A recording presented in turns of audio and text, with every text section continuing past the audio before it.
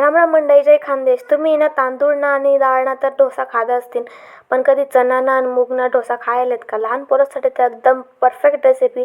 पण ज्या जिम करत असतात त्याला प्रोटीन खावाने सवय असतात त्यांच्यासाठी एकदम परफेक्ट रेसिपी आहे. तुम्ही पण खाऊ शकतास, मोठं असलेलं लागतं असं सगळं अजून खाऊ शकता. एवढा भारी लागतं त्या, आणि जसं बनवायला बी कठीण राहतं नाही.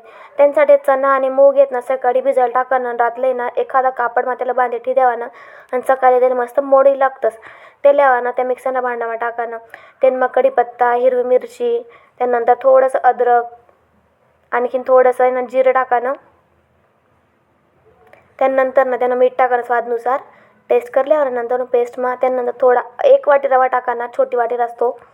त्यानंतर कोथिंबीर आणि दही टाकाने, दही तरी पण अर्धा वाटी टाकाने, मी बिना मोजानं टाका. त्यानंतर पाणी थोडं थोडं टाका ना, जसं आपले कन्सिस्टन्सी लागस ना डोसाने जशी रास तशी थोडं थोडं टाका ना. ज्या वेळेस दळतच ना आपण मस्तपैकी बॅटर छान जास्त वेळपर्यंत दळणं, जेणेकरून ते छान असं मस्त फ्लफी फ्लफी वस ना, म्हणजे नाही का असं हातले मऊ लागेन असं दळल्यावानं. त्यानंतर त्याचे बॅटर आहे ना अर्धा 1 तास बाजूला ठेवानं रेसले.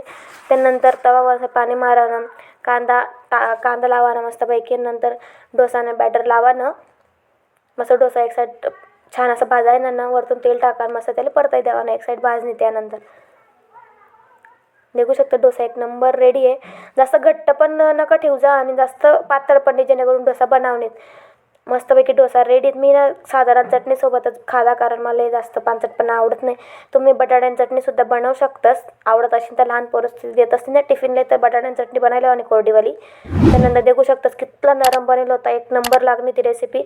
अगदी सोपी रेसिपी, लहान पोरासाठी एकदम भारी. टिफिनसाठी तर अगदीच भारी. नक्की बनावा. आणि चॅनलला सबस्क्राईब करायच्या जाऊ नका, अजिबात जाऊ नका. लाईक शेअर सबस्क्राईब नक्की नक्की करा.